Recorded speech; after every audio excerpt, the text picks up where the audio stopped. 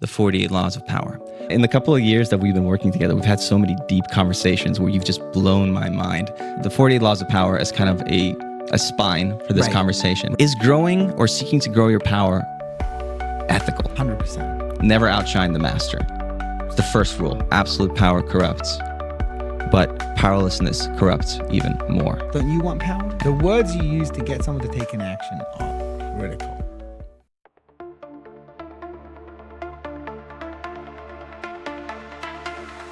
You're listening to Manipulation Games Psychology and Marketing Podcast with your hosts, Gene and Darren. Today on Manipulation Games, we're talking about how to grow your power through the vehicle of Robert Greene's timeless masterpiece, The 48 Laws of Power. But don't worry, we're not going to make you memorize all 48 laws because who's got time for that? Instead, we're going to seek to identify 3 meta strategies that underlie Robert Greene's 48 to help you at the end of this conversation at least come out with an actionable formula how to raise your power in life and be respected in a modern context, preferably ethically without having to stab somebody in the back or wield an axe. But if you want to do that, you can do that too. Don't forget to like and subscribe for more episodes on psychology and irrational influence. Today, joining us is our CMO, Spike, who is a very successful entrepreneur and somebody I would argue has accrued quite a bit of power, or at least witnessed the accrual of power in your life. In the couple of years that we've been working together, we've had so many deep conversations where you've just blown my mind about things. And I think the audience will benefit a lot from insights that you have because, one, you are an incredibly ethical person, as I've noticed, and somebody who really likes to take care of people. But at the same time, you have this kind of like playful, mischievous, shoot from the hip, let's see if what happens when we press this button entrepreneurial mindset that I think has served you quite well in terms of all the different companies that you've started and built out and grown. And that mischievous playfulness, I think, is a very big aspect of the strategy that comes into growing your power in life. Right. It really does. Where do I start out, Gene? Well, thanks for having me. Hopefully you invite me more and more. I know this is taking a minute for me to show up here. Gene's actually asked me how many times? For months and months. But I said, yes, I'll do it. And today he came down to my office and dragged me up, says, we're doing this right now. Basically said, okay, I'll be right there. So when it comes to like just triggering people's emotions. Yeah. It's the key thing to get a reaction. Okay. And that's really the biggest thing I think most entrepreneurs will do. Okay. So emotion. No matter who it is, it's how do I get an emotional response? Okay. So I think we're definitely going to get into that. I have some cards that I've kind of played out to give us a structure. Again, because we want to have people have an actionable formula by the end of this talk in terms of how to take the 40 Laws of Power, which is a brilliant book, but sometimes one of the big criticisms is that people finish it and they're like, okay, what do I do now? So first thing I'd like to do is we do this because, we think about the marketing aspect of it is we try to answer the who, why. So who's this for? So I think this is probably for people who feel like they don't control their destiny to the level that they wish to control it and who want to find a way to elevate themselves in life and raise their station. And the why is probably because I think it's generally somebody's duty to try to gain some power in life so they can take care of their loved ones, their family, their community, right? And you can't do that unless you've in some way accrued some level of influence in your life. And power and service are 2 sides, I think, of the same coin. And I think that's one of the things that, especially as we go towards the end of the conversation, we're going to dive into is how responsibility is one of the major factors of gaining power and serving others. True. All right. All right, let's do this. All right, let's do this. So, is growing or seeking to grow your power ethical? 100%. Okay. What do you think so? Well, power comes with a lot of key opportunities. And those opportunities will obviously upset some people But if you're a entrepreneur, and that's what we're going to kind of talk about on my side of it. But when you're an entrepreneur, power is what allows you, elevates you to the next level. So fulfilling your goals, every morning I wake up and I have, we've been doing this for decades, but I project what I want in life. Mm-hmm. Okay. What I want requires power, and that power requires energy. So I have to manifest it to really make it happen, right? So that's how I always tell people. For me, it's always been about, and I'll talk for myself, because everyone's going to have different experiences, but the key thing is the power is the key thing, and it does unlock opportunities. Okay. And the key is the hardest thing to do is, how do you unlock opportunities? Yeah. Who are you going to piss off, right?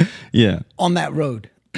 Okay. We were talking, I always tell people it's, I was just looking at some videos earlier on today at lunch of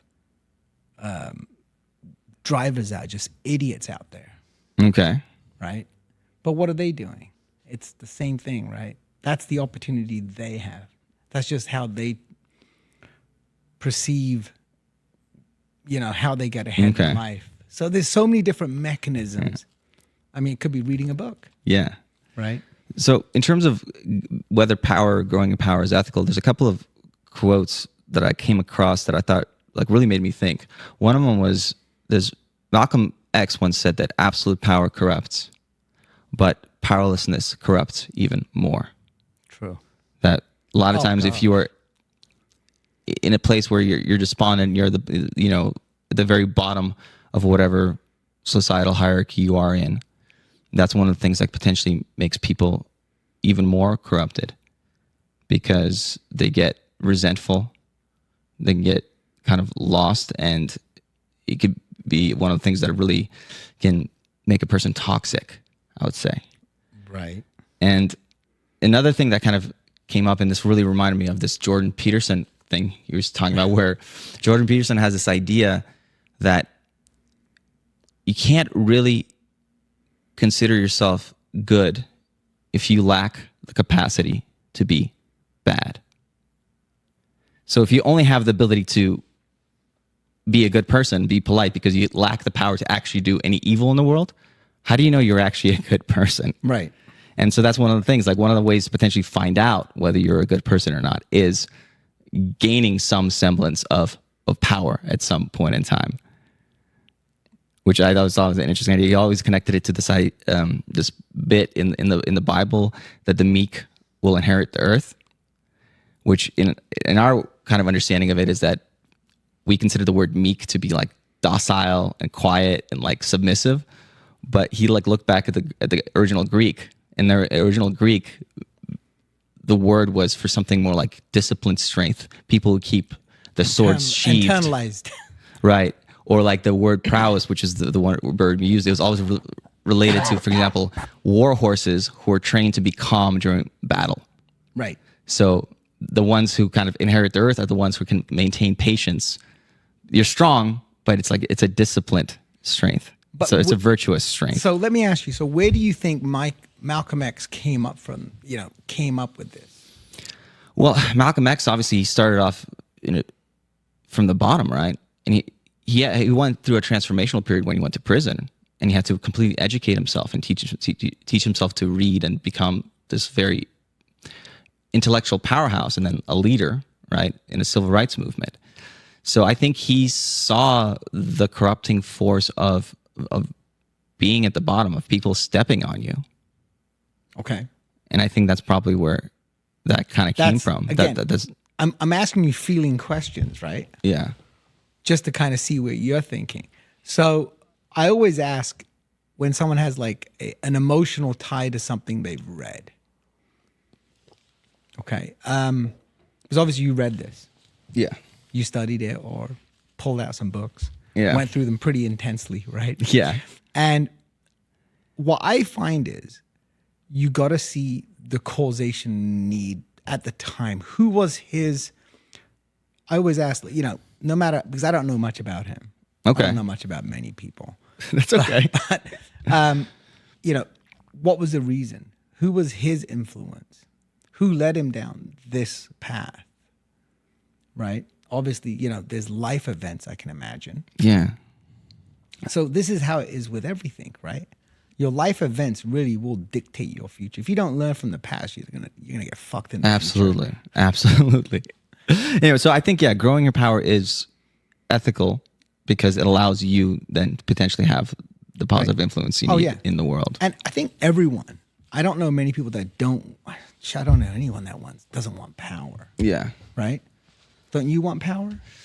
Sure, yeah. So let me kind of spin this around. Ambition, right? So when you think of power, this is what I was going to say. What I was going to just ask was, so you look at it as ambition, and then you said power, right? Are those two different things, or are they the same?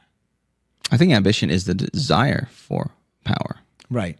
And again, I think power is, one, the ability to control your own destiny. And a lot of the ways it comes to fore in the modern context is the ability to change other people's behavior.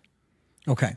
Whether that's like, again, running an ad campaign, you're changing people's behavior, or convincing people to, take certain actions, negotiating, that really comes down to somebody somehow being able to shift the direction a person was going to take into a different direction. Right. I think that's power. Oh, it is. I think, well, people will pay for power, right? Well, money is power, right? Yeah. If you get somebody to come do work for you, you're changing their behavior. Yeah. By conducting a transaction. You do this thing for me, please, and I will reward you for that. Right. So, I mean, it's everywhere. Yeah.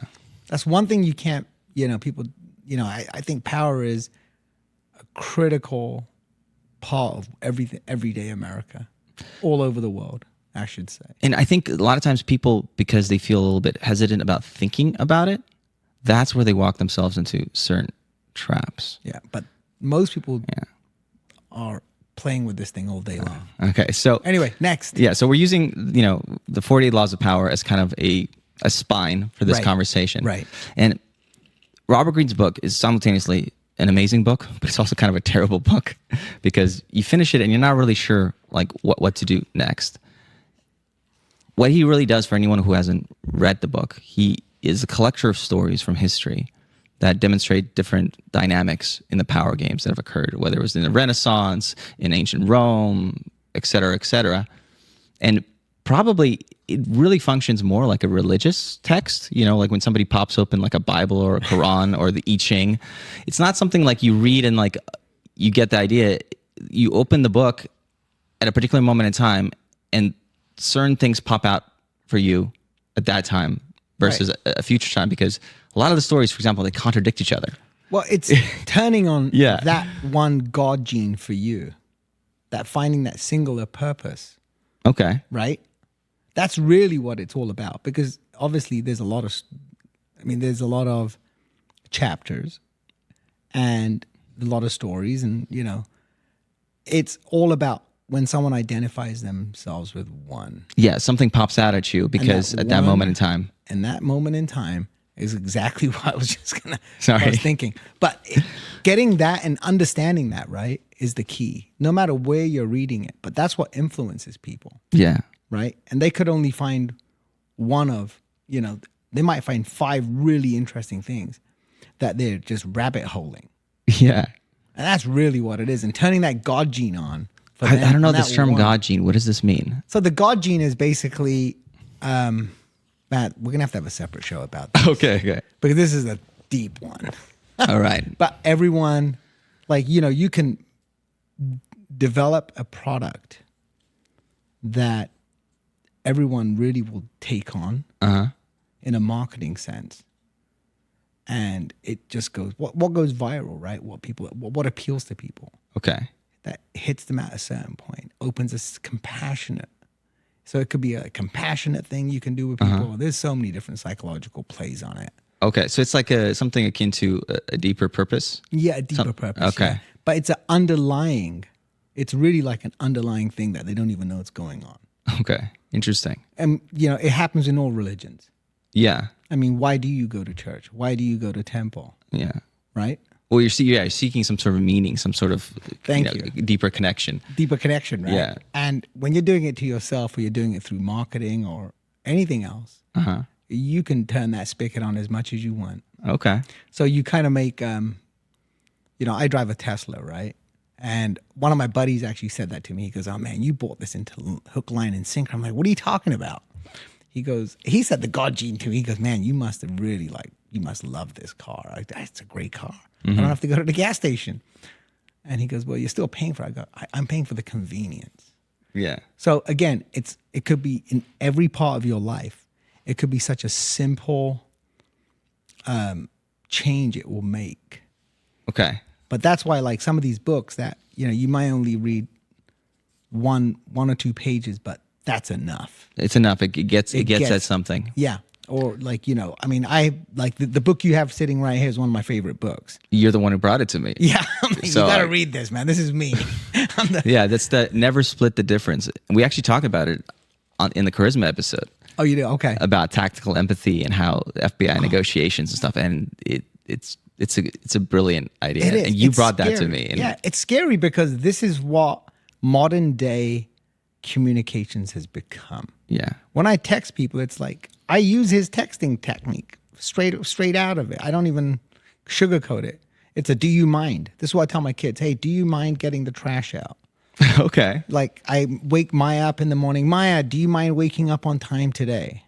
And that's a no-oriented question. 100%. Okay. No. Okay, good. All right, I'll be ready in 15 minutes. "Is that okay now? Do you mind if I get ready? Do you mind if I get ready?" I even ask her. Nice. No, it's a brilliant book. All right. So for the rest of this power discussion, right? The way I want to kind of organize it is 3 meta strategies that I've sort of identified as kind of going through the 48 laws. Because again, who can keep 48 laws in their mind? And these strategies are as follows. The first one is defense, which is basically avoiding destruction at all costs, avoiding the checkmate. And something like 17 of the laws are strictly defensive laws, right? So one of the things that people always criticize the 40 Laws of Power about is like, oh, it's an evil book, it's about manipulation. But a lot of it is just about learning not to fall into traps out of being naive and having too much of a positive outlook in life, right?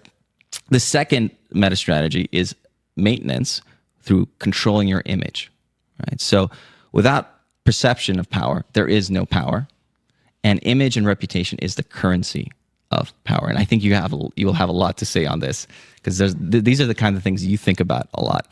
And 21 of the laws seem to deal simply with controlling your reputation and your image and your brand. And it's very akin to like in the animal kingdom.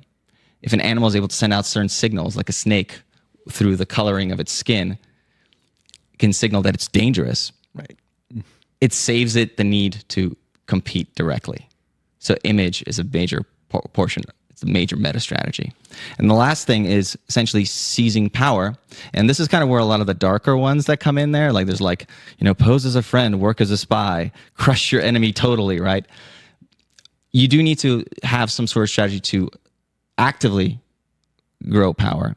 And I think this is where we can sort of talk about how in the modern context, a lot of it is through the taking on of responsibility, which is essentially the taking on of risk. So other people don't have to take the risk on. And through the taking on of service, because in some form, whether you're a dictator or you're a democratically elected leader, service somehow comes into play. It just depends on who you're serving in that situation. And so those are the kind of 3 meta strategies. And then one lens that I think is kind of useful to kind of look at this as a kind of almost a meta strategy is that power is the art of embracing and taming risk. The powerless often avoid taking intentional risks, basically taking on responsibility, while leaving themselves vulnerable to unintentional risks by naively believing that they are safe. So if people just take one thing from the work of Robert Greene, is that a lot of times people are leaving themselves defenseless because they're not even thinking about the possibility that something bad could happen, right? And then when it does, they're completely unprotected. they don't have a way out. They don't have a way out. There's no backup plan. Okay. So avoiding the checkmate, defense. Okay, let's do it. All right. So do you have any kind of interesting, any stories in your experience of people you've seen who were naive and did not defend themselves correctly against something in their, I don't know, in their business life, in their personal life? Does anything kind of pop to mind? Yeah, it happens to me all the time. Okay. I mean, look, no matter what you do, if you're going to be in a business, here's the difference between, I always, this is what I think. I'm not sure if it's true, or it'd be nice to see what people say. But if you're a business person, you're going to slip, fall. You're going to get hurt many a time. But when you get up, sometimes, like, as we were saying earlier, I just said earlier, if you don't learn from the past, you're fucked in the future. But sometimes, like, you're like, well, it kind of worked. I'm going to try to make it work again. Yeah.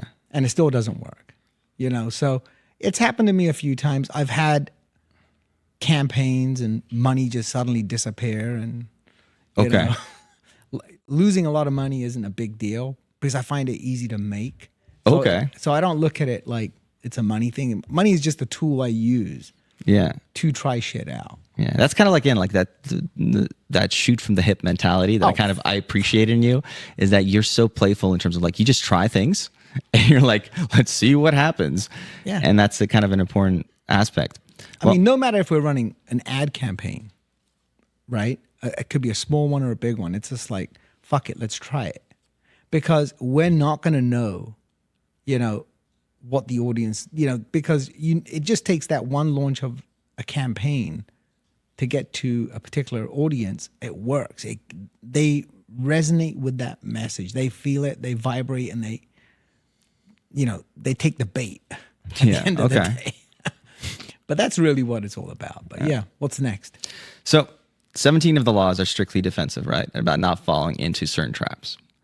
Some of the traps are particularly social traps in terms of different kinds of relationships, doing business with friends, making sure that you don't, like, get in trouble by upstaging your boss or your master in certain cases, right? There's a lot of these famous moments in history where, like, somebody's trying really hard to impress their king, and they're actually in good faith trying to impress their king, but then it turns out, like, oh, the king felt like that, made them look bad or something. Yeah. So these, like, social traps, right?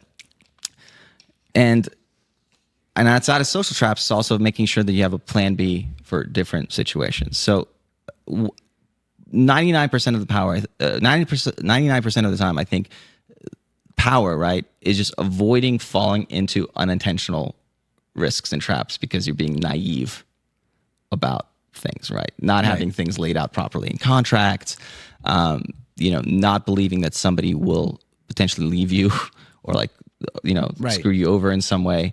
Because, again, everyone is dealing with different pressures, different things that are kind of guiding their journey. Right. And it's very important to have kind of defense, right? So out of the social traps, some of the ones that kind of came up was, like, 1, never outshine the master. It's the first rule. It is the first rule. It's like, be careful, don't overstep boundaries with a boss or a mentor or somebody, because, again, you're serving at their pleasure. Right. Right. Now let me ask you, so, like, you've been working here for what, 2.5 years? 3? No. Less than 2. Less than 2? Oh, yeah. Shit. There you go. But when, obviously, like, if you want to climb up in a company, right, you have to look at, okay, if you're a new guy, you want to become the manager, you want to become the soup, you want to become the director, you want to take people out. Where I always told my friends, I mentor a lot of people, and I was I'm like, hey, you should quit your job where you are. Go and get a director position somewhere else. Because you don't want to have that blood on your hands of, Yeah, because or you have to grow the organization up, right? Right. It's like people who started off with Facebook at the very beginning, employees 1 through 20, right? Oh, the billionaires. Right. And so, yeah, because again, at the end of the day, one of the aspects of also keeping the targets off of your back is not to be generating, bad Right. blood where people now have you on their blacklist. Right. Right. You never want to be on that shit list. Yeah. Anywhere. But sometimes you have to make those moves. Yeah. You do. Which sounds crazy. You don't want to piss, the guy who signs your check. Nor do you want to piss anyone off that's really tight with them. So you got to understand the lay of the land. That's the thing where the tactical empathy comes into play. Oh, that's is what that it's all about. in every situation, striving to understand where people are coming from, right? And even like one of the things that Robert Greene talks about is that never put too much trust in friends, right? Because again, if you're relying only on good faith and goodwill, sometimes it's better actually to put trust in your enemies, Right. where your self-interests are aligned. Exactly. Yep. And so that's, again, a use of this kind of concept of tactical empathy, where you sit down and you sort of think about what drives people and just making sure that you try not to cross people the wrong way. Right. There's even little funny things where there's a story about, I think, J.M.W. Turner, the painter, right? And how in certain art shows, he would put extra soot temporarily on his paintings so they're not as bright Oh, shit. compared to other things, That's genius. because he didn't want to upstage somebody, right? Right. And then later on, it takes 2 seconds for him to take it off to bring the full brilliance of the colors back to his paintings. But it's like these little moves, sometimes you need to blend in. Right. Especially in America, we always try to find ways to go above and beyond. But there's times to stand out and there's times to blend in. Oh, I think, now when you apply that to where I grew up in London. Okay. I want to hear some London stories, Okay, because so you have a really this is interesting history. Yeah. So obviously, people watching might not even be able to figure out, but I was born in London, moved here when I was like 18, 20, around there. It was a totally interesting period. That's like 33 years ago. So when I came here, in England, it was very stiff upper lip, right? Now, where you grew up, it's very similar as well. But you grew up obviously a lot, Now, how old were you when you moved to the U.S.? I was almost 7. 7. So you really didn't get to experience it as an adult. Not really, but I did witness the 90s in the post-Soviet Ukraine was a very dark time. The mob was basically in charge of the streets. People were being killed. Right. My uncle, I think his girlfriend was murdered, Oh, wow. or his fiance. Oh, shit. It was a very dark time. My dad owned a little store, a kiosk, and it got robbed on a number of occasions. One of the things my dad had to do to kind of survive is that when they were importing like products like candy and denim jeans and stuff into the country, him and his friends had to dress up and try to look like gang members, like mafia guys. Right. So people wouldn't try to mess with them on the road as they were transporting stuff. Back to the book. Exactly. Right there, right? It's like so that as a moment in time was a very harsh time, very uncivilized time where a lot of these things come into play. And so, like you said, I didn't personally go through that, but I saw some of it, and obviously I get to hear the stories. Right. But it all comes back to, well, you know what? In your home, your parents brought you up in that environment. Yeah. Still thinking like that, right? Even though they're here in the U.S., 6,000 miles? 8,000? I don't know the distance, but yeah. Something like that from where we are. But where I grew up in London, it's all about stiff upper lip. Mm-hmm. Handle it yourself. Where I think here, and going back to our original point, it's not. It's all about, let me show you what I got. Okay. Let me show you how I do it. And I kind of, parts of me like the English concept of growing up in London, but I know it's totally different now in England.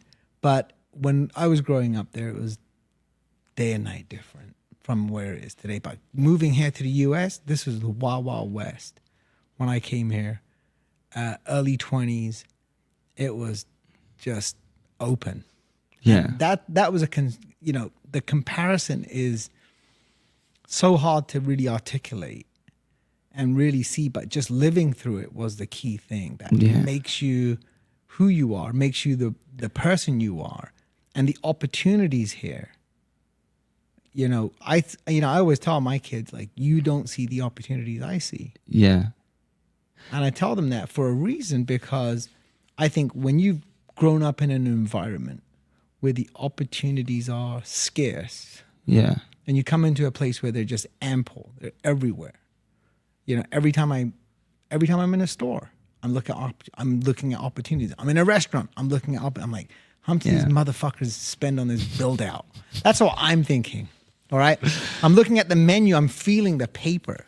Like, okay, Well, they got nice paper here, so food might be good. One of the, I think, incredible aspects of what makes America America is that whether you were somebody who jumped on a boat to cross the ocean for 3 months to come here, or you're somebody who jumped on an airplane to come here and start a new life from nothing, which is kind of like what my folks did. It sounds like your family did as well. Essentially, it self-selects for people who are crazy. Oh, right? It's a melting pot. It self-selects for cowboys. Yeah. Because the people who are docile and quiet, right, they stayed behind. They didn't jump on the boat. They didn't jump on the plane to come and start something new. And so, again, like you said, there's a certain aspect where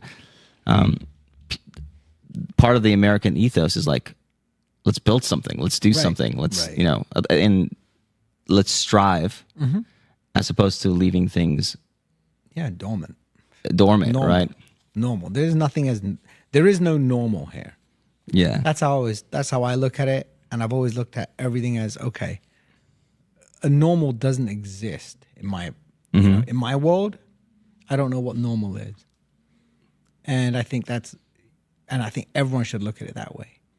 Okay. So basically expect the unexpected. Always. Yeah. Always.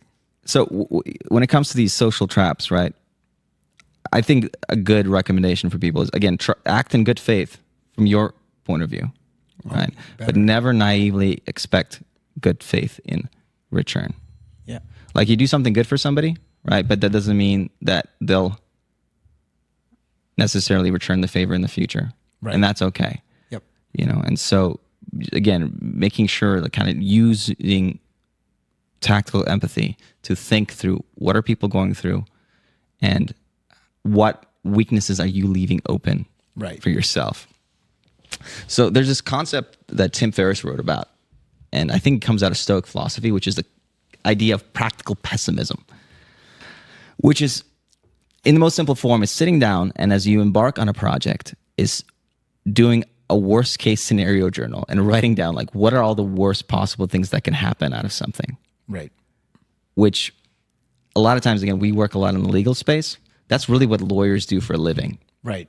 Is that when they write a contract up, is they're trying to think of all the worst possible things that can happen in a situation and try to account for it.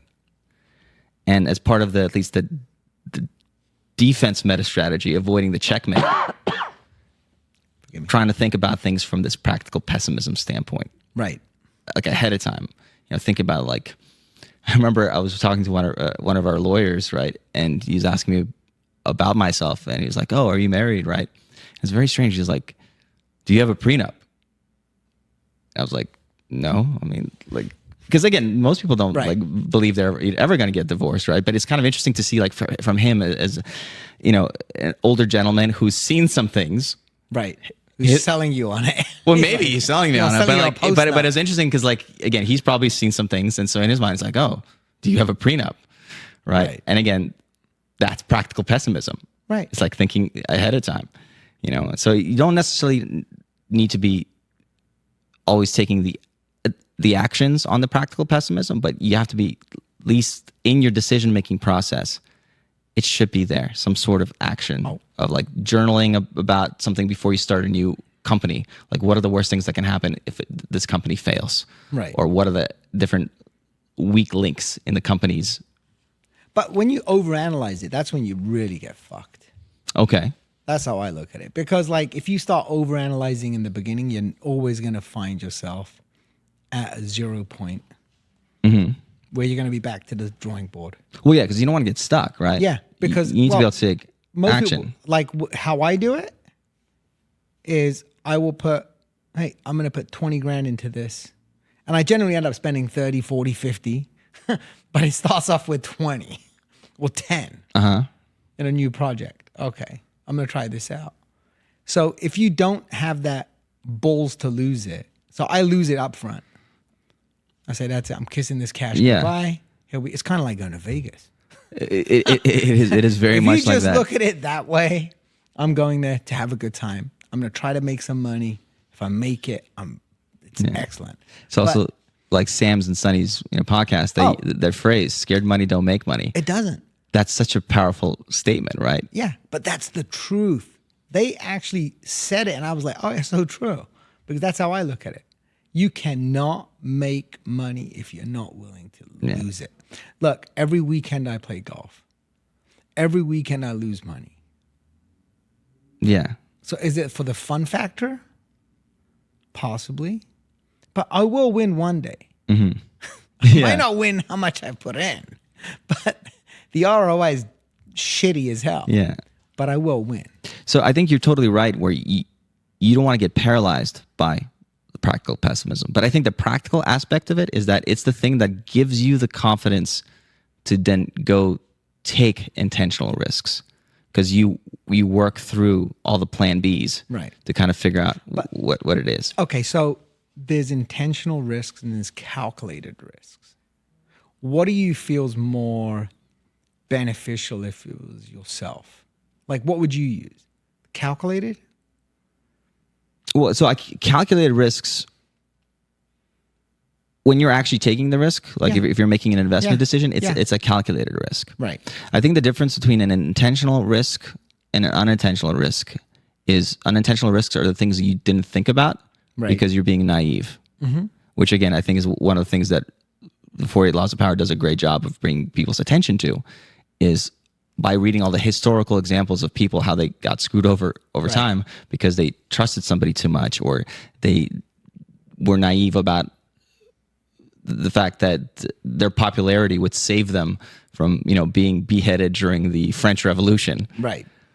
That's an unintentional risk. Once you're now taking an intentional risk, then you could start looking actually like, okay, what are the odds of this thing? Right. Have you ever read Anti-Fragile by Nicholas Nassim Taleb? No. I think we talked about this a long time ago. Yeah. You explaining, I never did. I should have got it. There's one little thing about the calculation of risk that I think is kind of really useful is Taleb talks about what he calls his barbell strategy. Okay. Which is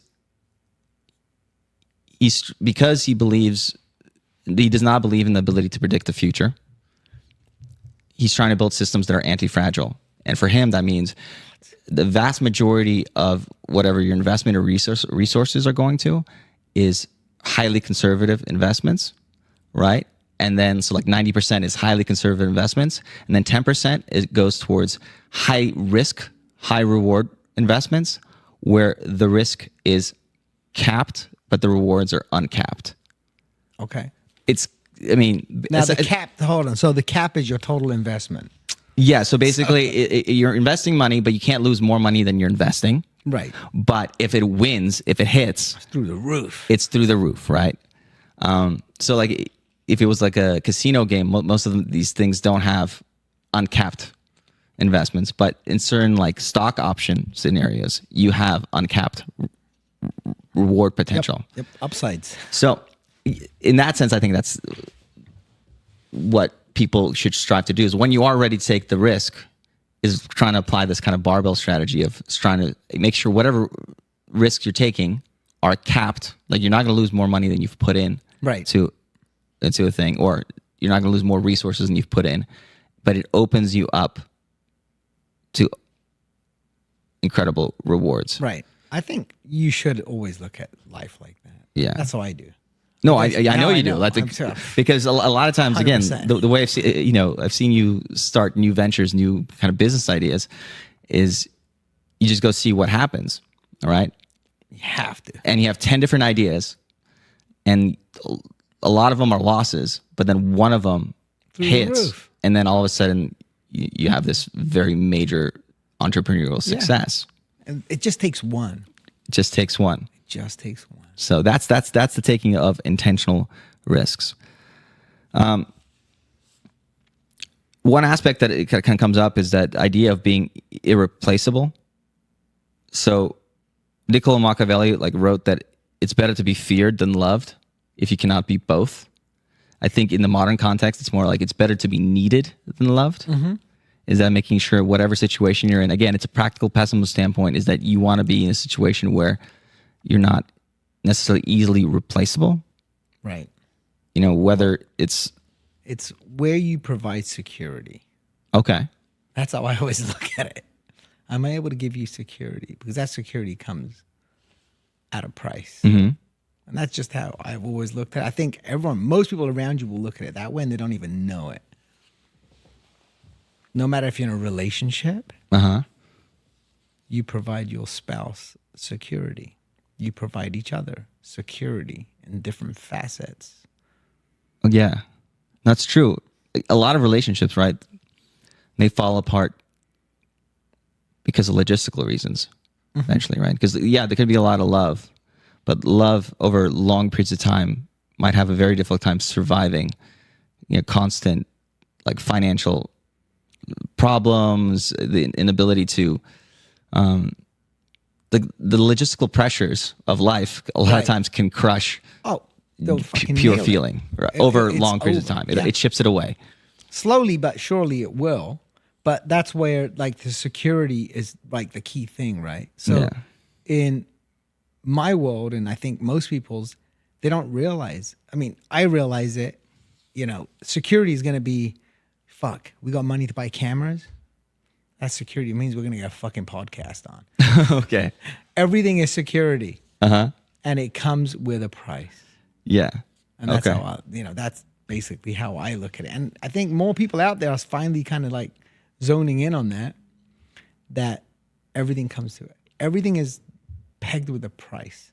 Okay. And if you screw it up, you have to pay more money to replace it. Yeah. Yeah. Back to your thing earlier on, when the attorney asked you, hey, you have a prenup?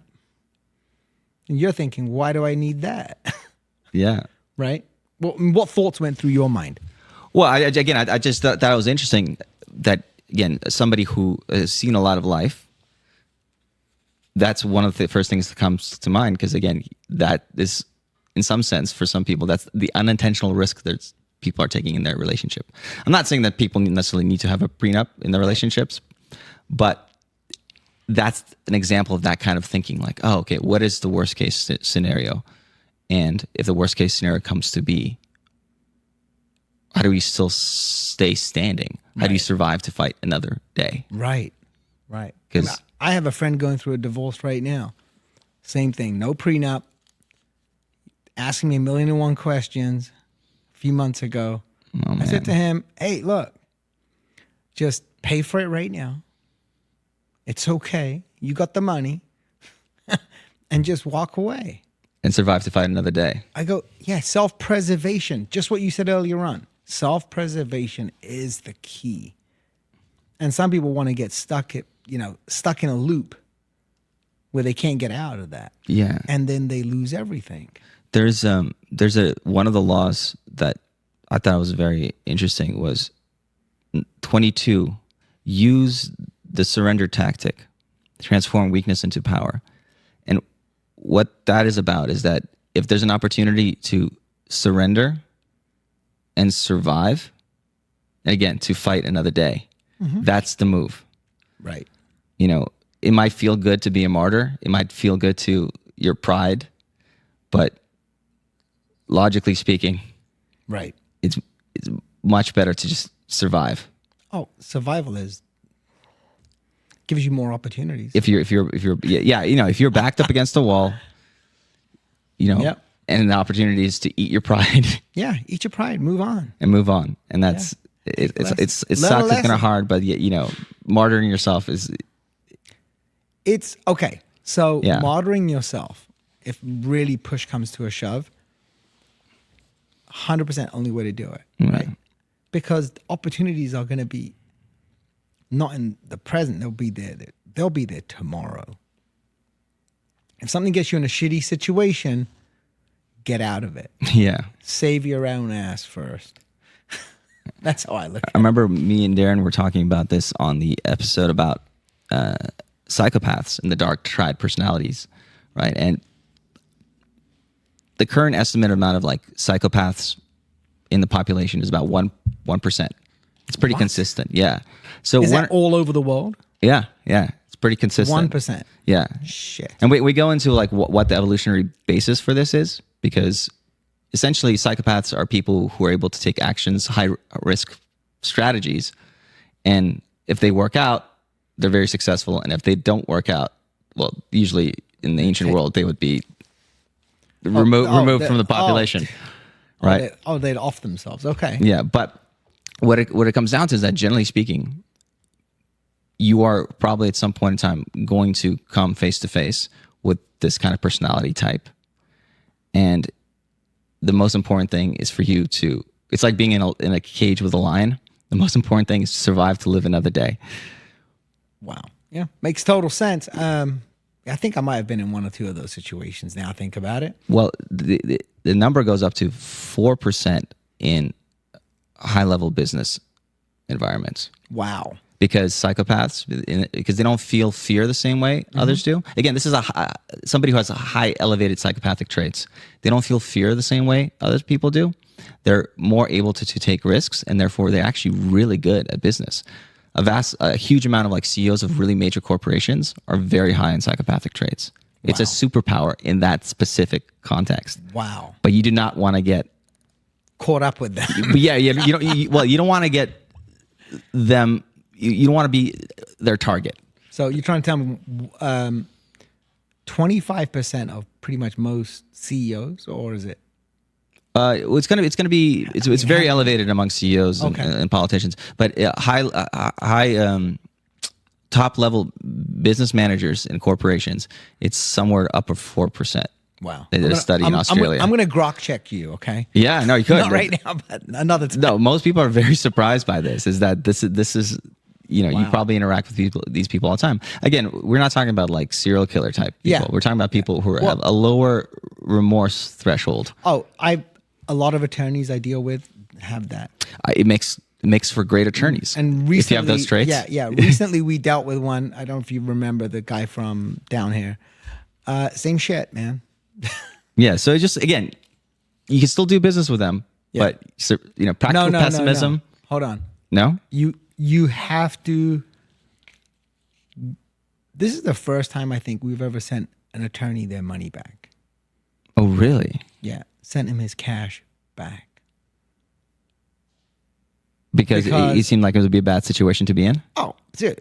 It was just saying one thing, expecting something totally different, not wanting to stick to a script, not wanting to stick to any type of agreement. I'm like, oh, fuck this. That's good. So that's actually employing practical pessimism. It's like looking at the situation and be like, okay, this is going to be a disaster. We need to cut and your run losses. Cut your losses. Mark it down. Keep a note of it. If you ever meet the guy again, be cordial and just say, maybe it'll work next time. Okay. Yeah, be polite. Be polite. Be Always polite. Be polite. But exits, always be polite. Exit stage left. I think is what they say. No, there's our former Secretary of Defense, Mad Dog, John Mattis. He had his phrase, always be polite, but have a plan to kill everybody in the room. Oh, fuck. He's a Marine general. Oh, so wow. he's like, Okay. He's like, always be polite, but always have a plan to kill every single person in the room. Oh, God. That's scary when you think about that's a very intense practical pessimism. That's next level. Yeah. But again, he's a military person. So for him, that makes a lot of sense. Yeah. But like, that's a philosophical standpoint. Like, you be nice, be really good to people, but don't be naive. Yeah. It's a naivety that really screws, I think, most people. Being naive at any point. Yeah. In their business or in their social lives, that's what bites them in the ass. Yeah. So worst case scenario journaling, I think, would be one of the things that people could put into practice for these situations. Yep. All right. So meta strategy 2, which is controlling your image, which a lot of the laws, like something 22 of the laws just have to do with things like, using, being careful what you say, courting attention at all costs, acting like a king to be treated like a king, different aspects of how you can play around with your image. One of the things that comes up is, again, animals in the animal kingdom have colorful patterns to signify that they are dangerous, because that allows them to not have to compete. So image and reputation is the currency of power. Right. Right. Okay. So think about, like, a police officer wears a uniform. So immediately, like, the symbol is already imbued with the reputation of power. So generally speaking, in the most interactions the police officers have, they're not dealing with somebody who's trying to take them out or hurt them. People understand their power. So image and reputation is a big part of power. Oh, it is. That's true. I'd have to agree with that, but let's back that up a little bit. Okay. So on the last point right there, when image, like some persuasive people will have a certain image about them or look about them. People try to do this all the time. I know, like, or they want to achieve a certain look. They'll spend money on aesthetics. Okay, it all goes down the same road.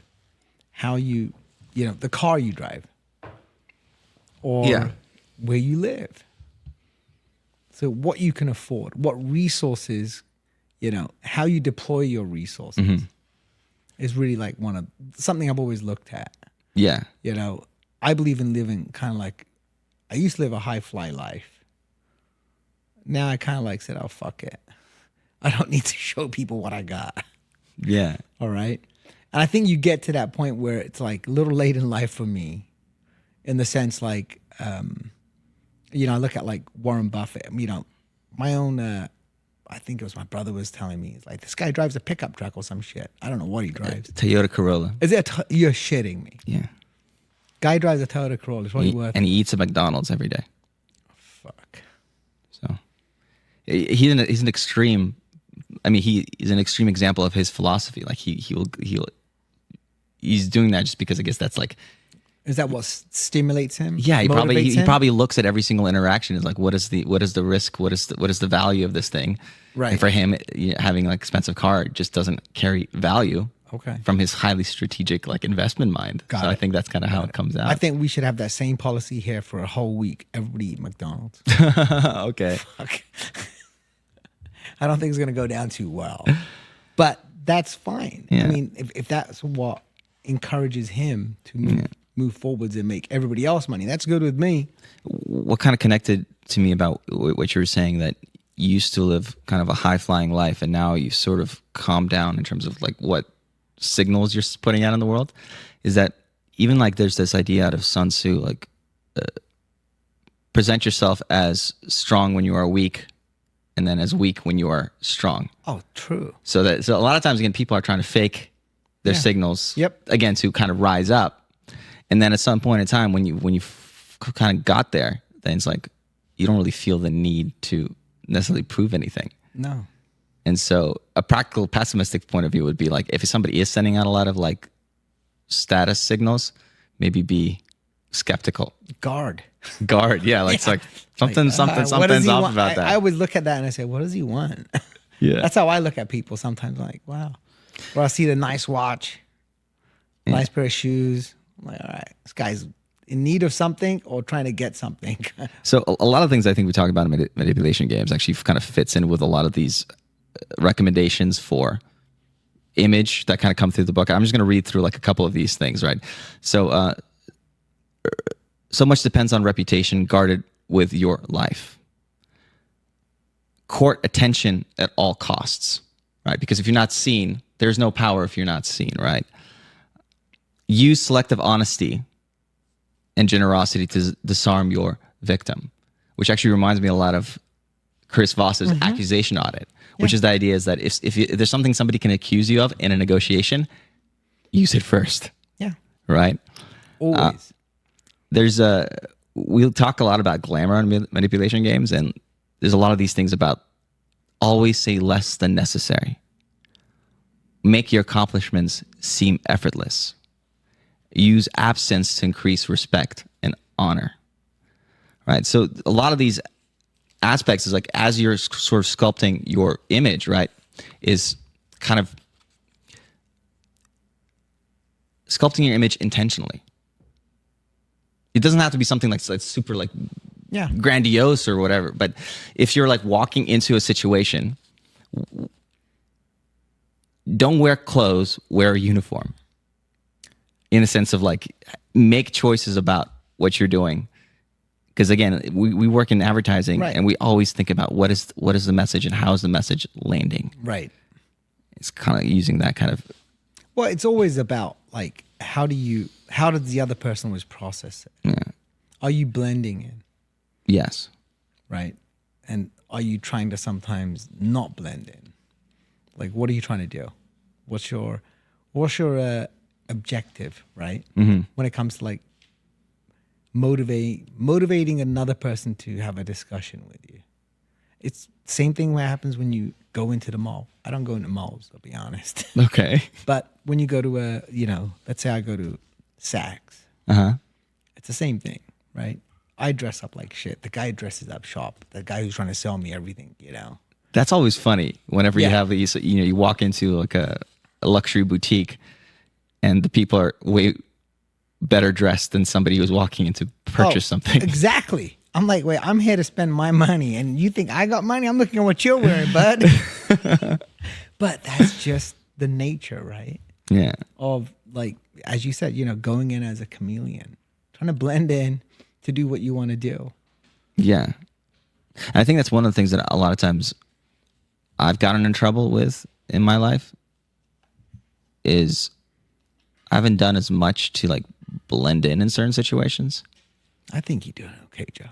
Okay. I mean, yeah, but like with times like being kind of a creative person, you're always trying to do something in a new and different way.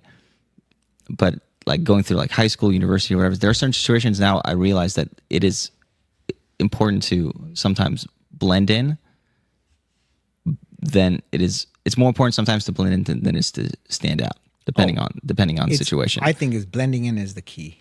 Okay. Yeah. I think, if you go into any, like I go to temple with my family, everyone's pretty much dressed very simple. They might have a nice bag, but whatever it is, but it's all about simplicity. Mm-hmm.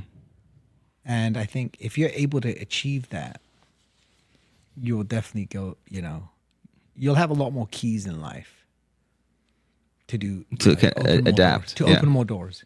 Yeah. That's what we always say. Like, you want to gain as many opportunities. And you don't want to lose the opportunity either, right? Yeah. So, as practical recommendations for controlling image, right? There's two kind of things that a lot of what Robert Greene talks about coalesces around. One is creating a persona, which we did an episode just about the creation of a persona. Okay. Which is kind of interesting. So people can check that out. And then a lot of things about essentially creating a following through messaging, through compelling spectacles, through play to people's fantasies, working on hearts and minds, that kind of thing. And I think the way people take that into their life can be two things. One is you're working on who you are. And so you don't be just you. Right. Which again, is that intentionality of like figuring out like. Really who you are first. Yeah, but like you could do that by being playful with who you are. Like mimicking people who resonate with you or characters that resonate with you. That's a lot of like what persona building is that when you take on a persona, you actually become the most honest version of yourself. Right. Or find a few friends. Yeah. Is there somebody who, as you kind of going through your journey, are there any people or characters or friends or somebody who you strive to mimic as you kind of crafted yourself as a person? A lot of people, but at different points. Okay. I think that's really what it is. Like, it could be family, but limiting them at one point to only having less than a handful of 4 friends. Just really keeping it. I think all of my friends are very successful, but we've never done business. And it goes to that point earlier on, but we'll bounce ideas like, we'll meet up once a month. That's it. Hang out for a few hours. I just come to my house, let's smoke a cigar, let's have a couple of drinks, and that's it. We don't even talk business. It's just, we're just hanging out, but they've been very influential in my life. So it's like an energy exchange. Yeah, it's really what it is. Like feeding off of their kind of positive. It could be, it's a positive, it's life achievements and just, knowing and understanding what they've done, but it's more for, I like it when they come to my house because I think I have a little bit more control than going to their homes. Okay, why is that? Which is Why do you crazy, need right? The environment Okay, is controlling key. the environment. Control that environment, baby. Because I know where my bottle openers are. I know all that shit. I don't want to be like, but I like to have it at my house. But keep 4 or 5 friends. It's all you need. If you have 2 people, the least amount, the better you'll be. The more successful you'll be. But I've had a few friends that have really kind of like opened my eyes just by basic conversations. Yeah. Late 90s, I was explaining to a friend of mine, hey, you need to take your business online. This is a pretty big retailer now. Bam, he does it. Opens up an online business, and he's asking me 1,000,001 questions. But I'm learning from him. So I'm like, let me see if he can sell this shit. Okay. All right. But giving him real advice on e-commerce and how to sell and what to sell, where to sell it. And then finally, saying, all right, I'll invest with you a little bit. Okay. Not doing business, but investing. So where I'm giving him my money and saying, go and do it. Is there anyone, potentially not like friends, but like maybe famous public figures that you have emulated or strove to emulate? I've worked with a lot years ago. Yeah. Yeah. More on the sense, but, I no need to be like anyone. Okay. There's An original. no reason. Okay. Because they all have. Thing is, like, if you want to be like someone, you're gonna have their flaws, Yeah. right? Well, what? You could pick up good points, but with those good will always come some negative aspects. Yeah. And you can't just, to build the perfect person, you can't just say, oh, he's got a great taste. He has some good points and bad points. I just want the good ones. Yeah. But what price do they come? That's how I was looking at it. So I think, you'll become who you are. I agree that you definitely become who you are with the people around you. I think the process, though, just the way people develop, right, is through the way you become who you are is by emulating a lot of other people. Right. And like, it's like artists talk about this a lot. There's even this famous book, Steal Like an Artist, which is becoming okay with like going and actually like stealing with other artists. Because if you steal a lot from a bunch of other artists, eventually the thing you come up with is going to be your own personal Frankenstein. It'll be white sound afterwards, right? Right. White noise. Yeah, right? but that's one of the ways you kind of slowly figure out who you are is you try on different hats, you put on different roles. Right. You try on different voices. That's why a lot of times that period of time after puberty for kids, right? It's when they're like, one week they're goth, another week they're, right. They become, a jock, another week they're trying things on. And slowly the things that kind of stick and that feel good, that resonate, that kind of helps build right. Well, probably the truest version of you. Right. Whatever gives them that energy. Yeah. Right? Because even if I'm wearing something that gives me good energy, I'm going to keep on wearing it. Yeah. And they see it the exact same way. Or it could be to deflect energy. It could be they could use it as a tool that, hey, when I dress in a goth style, no one talks to me. Fuck, this is perfect. But then just think about it. Yeah. This is what's actually going on. But that shows a lot of, again, intentionality with, again, who you are kind of presenting yourself. Exactly. Yeah. The other bit that, again, kind of connects a lot of the image and reputation control stuff in the 48 laws of power is this idea. I was trying to find a word to like coin to discuss it, but the idea of communicating emotionally versus logically. Because a lot of times, especially intellectually minded people or scientifically minded people, they want to try to convince people with logic. But working in advertising, we often see that It doesn't work. no, you have to communicate. And so the phrase I kind of came up with, that was kind of messing around with, was mood over matter. Oh, that's a good one. Yeah, it took a while. That's so fucking true. Oh shit, mood over matter. Okay, I'm gonna use that. As a reminder Yeah. of just, it's not what you say, but it's the mood of the thing that you're saying. Like we're working on that one website. Uh-huh. You watched me like just basically. So I hand build a lot of my shit.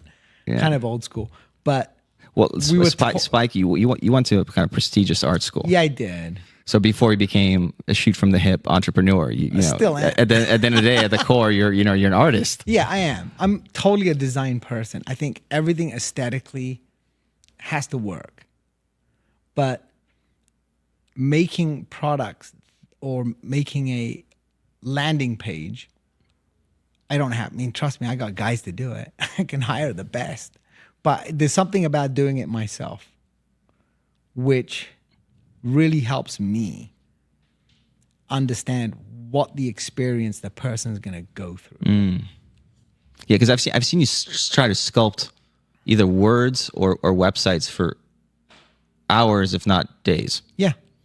Or like I'll swing by your office and be like, This fucker's still working on yeah, it. but you're like it's slowly like it's like Michelangelo, Yeah, you got to... you know, slowly taking off the marble, Yeah. you know, until you find the perfect thing. You can. It's doable. But I think most people don't have the patience, or they want to go to, oh, let me just download a template and build it. Mm-hmm.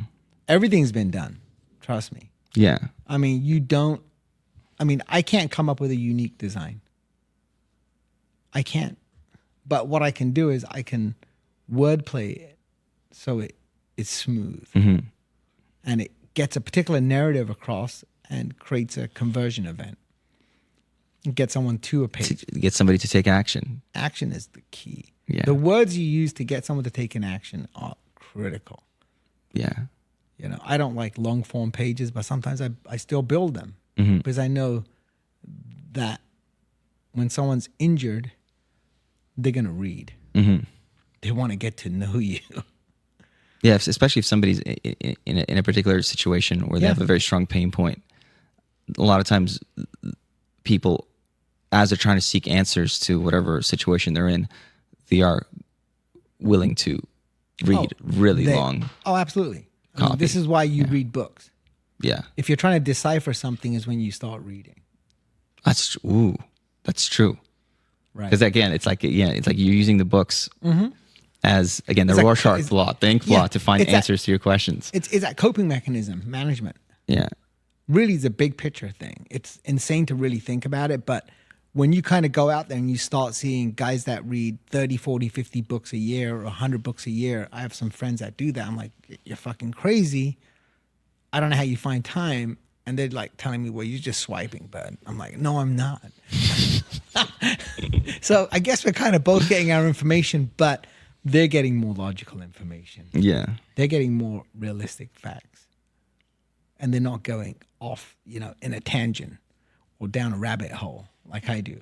But back to design is the key thing. Yeah. And, illustrating a message is one of the hardest things I think most people don't realize. I think, it's what a lot of times we talk about on manipulation games is that kind of emotionally resonant communication. Yeah.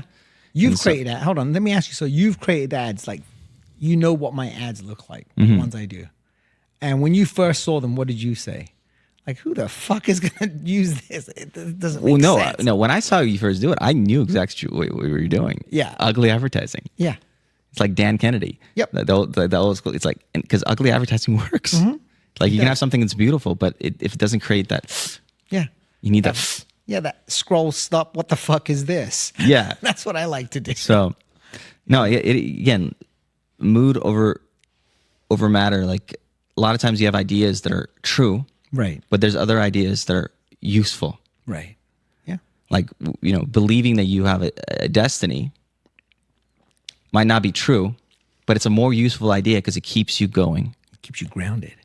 Right. And it allows you to it allows you to function better in the world potentially. Right. Well, right. So I don't know when I'm going to go, but I know I'm going to go a long time from now. Just telling yourself that it's just enough, right? Exactly, yeah. And I think a lot of people don't realize it that way. And so a lot of communication, especially when it comes to growing power or putting out an image to the world, is one, people go out and just making other people feel better and giving people hope. That's a very powerful thing. Because that's what really, if you think about it, the most ethical version of power, right, is leadership. And what is a leader oftentimes responsible for in situations is kind of the emotional mood of his or her organization to keep them going through the darkest times. And so a lot of it is, there might be ideas that are true, but there's ideas that might be more useful. Oh, but that's like a given, right? I think in all industries, all companies, and that's why you'll see sudden, hey, we're going to let 20% of our, sales team go, or we're going to, cut back on employees. The guys that are working there are going to be okay with it because they still got a job. But the guys going are still going to be okay with it because they realize, hey, 20 guys still, I've seen it many a time. So no matter what industry you're in, sacrifices will occur. And it happens across every company. Okay. Including government right now. We're seeing it. Yeah, there's a lot of really interesting stuff going on. So we'll see how all that turns out. So to close off the second meta strategy of, again, controlling your image, one is, again, intentionality with how you present yourself to the world is very important because image is currency of power, right? And mood over matter in terms of when you're communicating and putting messages out into the world. Right. A lot of times it's to create messages that create the thing you want to happen. Might not be the most logical, straightforward type of thing, but by creating emotionally resonant communication, that seems to be one of the things that causes, right. No, it's across all business. I mean, I think, if you can create the mood, you can resonate anything. Yeah. All right. So, and the last kind of meta strategy I want to talk about here is in terms of actively growing power and how to do that in the modern context, again, because we're not swinging axes. We're not, well, some people are maybe, but generally speaking, again, we're living in a civilized world. I would argue growing power today is taking on responsibility. It is. With responsibility being taking the risk off of other people's shoulders and putting the risk on your own shoulders. So you, Spike, as a business owner, right? You are taking the risk off of the shoulders of, for example, your employees because you're the entrepreneur creating the jobs. Opportunity. Right. And it's a very risky situation, but at the end of the day, power is taking on responsibility. Do you have maybe some stories about when is the first time you sort of maybe took on a responsibility that wasn't, you didn't have to take it on, but you saw the need that you needed to take on a responsibility and put the risk on your shoulders? I mean, oh my gosh, so many times. Okay, but what's the first one? Yeah, what's the earliest one? Yeah. I owned a agency, and I was actually working for a guy. I was an employee at a company where he was totally mismanaging this place. I basically took the accounts, took all the employees, and said, "Screw this, you're out." Okay. Why did I do that? Because it was either I was going to lose my job or he was going to just lose his business. He was going to run the business into the ground. Into the ground. And not just running the business into the ground, but then there was like 5 or 6 other people working there. Mm-hmm. So I said to myself, all right, look, I told him straight up, hey, I'm going to take, and you know, the accounts that he had were accounts I bought to the company. So I'm like, wait, so I bought the business. I work for this guy. The guys working here are all people I found. Mm-hmm. All right. And that got jobs here. Okay. I need to get him out the way. Yeah. And I just did it straight away, like overnight. I told the accounts, hey, I'm leaving. I have a new business. You should just come call me tomorrow on this new phone number. So you took ownership of the situation because nobody else was going to do it. Yeah, because he was not understanding what the needs were. Obviously, he was making some good money. Probably making about, this is early 90s. Shit. He was probably making some, 20, 30,000 a month out of my work. Mm-hmm. And this guy was just pissing it all away, which did not work with me. Okay. So I worked my ass off to bring the business. And this guy's just pissing it away and complaining how much he's paying me. That's what actually the thing that really fucked it up for him was when he mentioned that kind of stuff to me. Okay, that he also basically Was like, insulted you. I'm paying you way too much. I'm like, hey, motherfucker, you wouldn't have had money. You wouldn't have had a dime if it wasn't for me. Yeah, you got to appreciate people. Yeah. And make sure. Yeah, and that was it. And I think I did that within 10 days. Yeah. Like, I turned it around. And he said it to me, and for the weekend that led up to it, like on a Friday, he was like, basically had to hand wrote me a check. He goes, I think I'm paying you too much. Oh, that's a terrible thing. That's okay. He said it to me on a Friday. So all weekend, I had my notepad and I wrote out what I was going to do. Wow. Came in on a Monday, told the rest of the guys, hey, here's what happened on Friday. Either you guys are losing your jobs or you're gonna come with me, and I'll tell you why. And it was like, okay, we'll do it at the end of the week. The following Monday. That's a gangster move. Wow. Oh, you can't fuck with me. Wow. Wow. And this happened so fast to this guy. But he didn't realize. He never realized even afterwards. What drove this to happen? Yeah. Yeah. I had a conversation with him months later because I still want to be a good buddy. He goes, hey, man, I'm going to start doing my own thing. Oh, those clients are coming with me too. One of the things that sort of made me kind of think about this powers responsibility situation is my wife, she works in the film industry, and I've spent a fair amount of time on set. And it's always been very curious to me, like, what does a producer do? Right? And for people who don't know, like, what really a producer does, a lot of times, if everything is going really, really well, it seems like the producer is doing nothing. Right? The producer's job is to get the project done. Right. It's making sure all the people on set have a job, making sure the film gets completed. Right? When things start falling apart, it is on the producer's shoulders to make it happen. Fucked. Yeah, he's a target. Yeah. I think Darren actually recommended me to watch this show, The Offer, which is about the making of The Godfather, and the mountains the producer for The Godfather had to move. First of all, get like Francis Ford Coppola hired, and it's like the story of the making of The Godfather is almost crazier than The Godfather itself. Okay, what's the name of the movie? It's called The Offer, and it's where?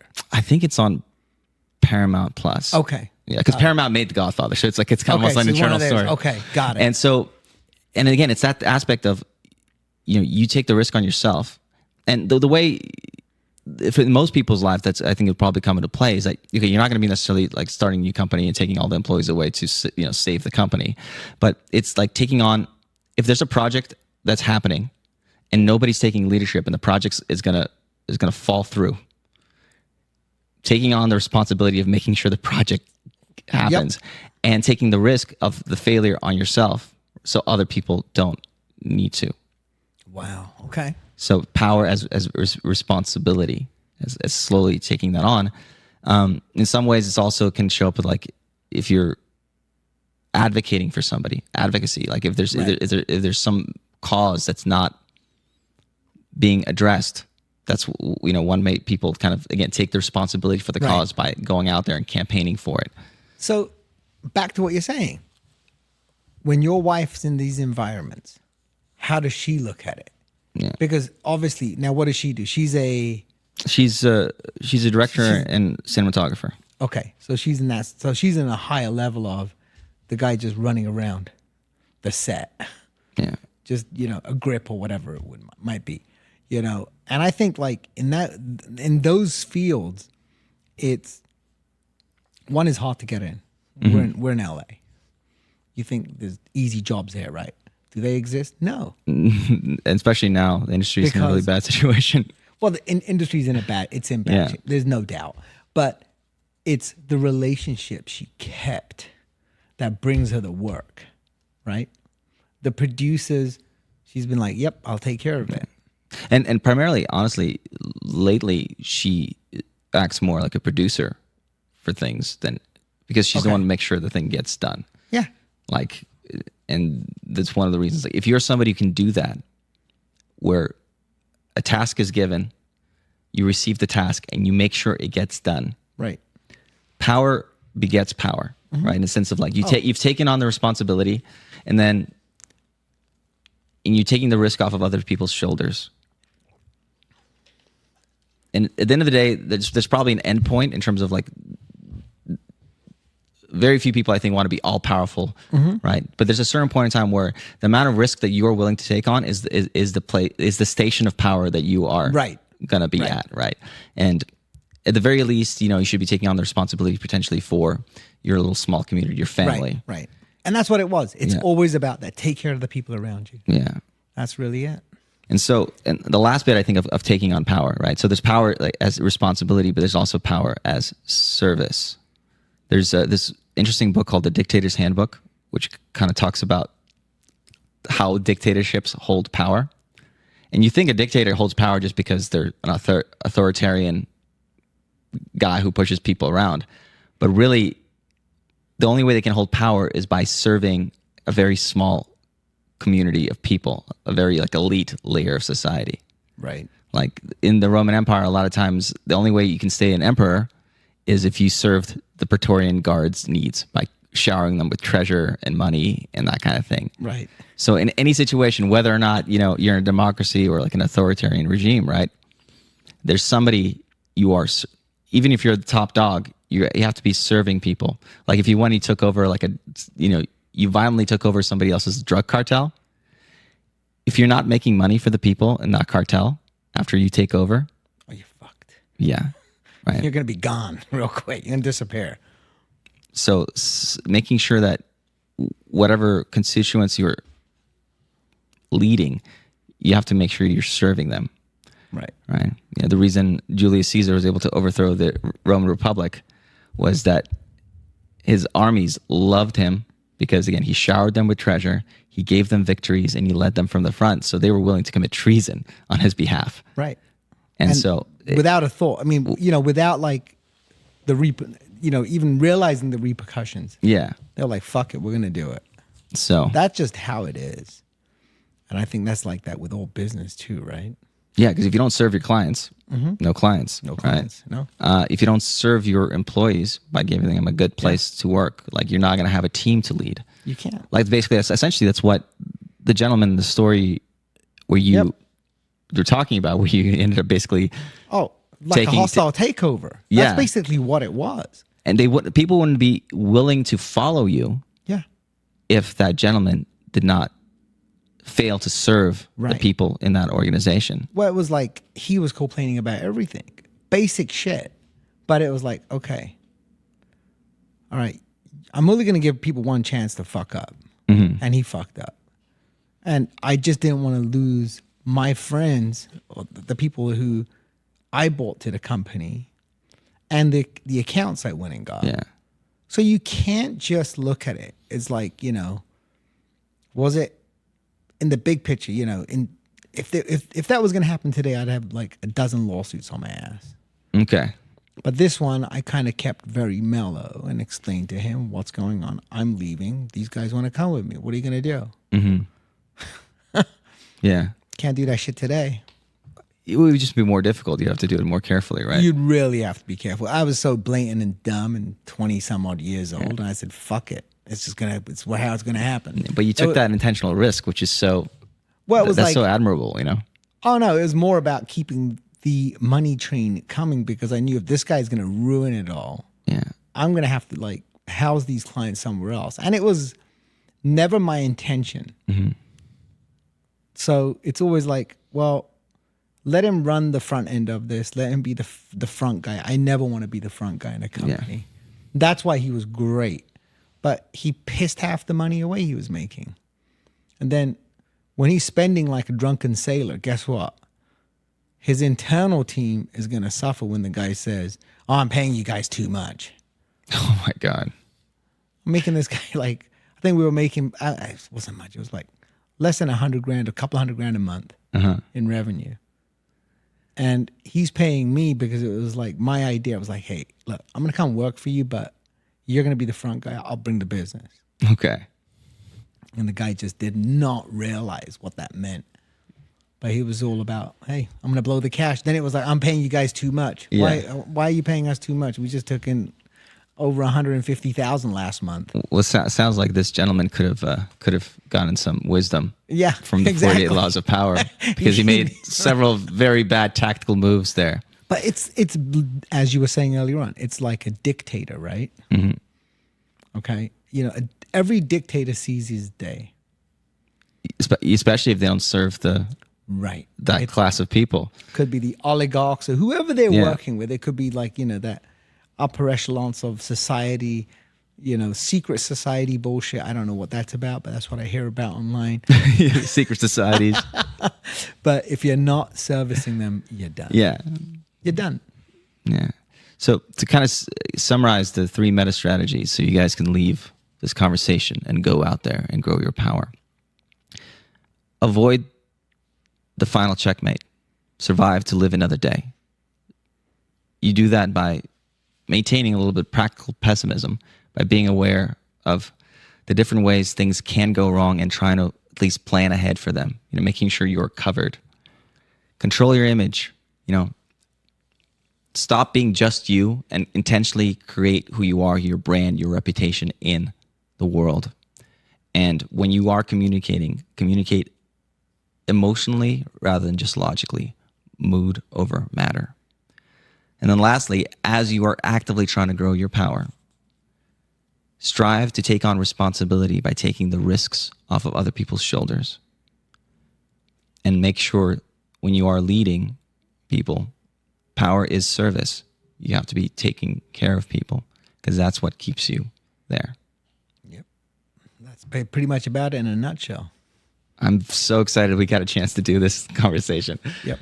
And this is Manipulation Games. You can find us on all the podcasting platforms. Make sure to like and subscribe, and we'll see you guys next time.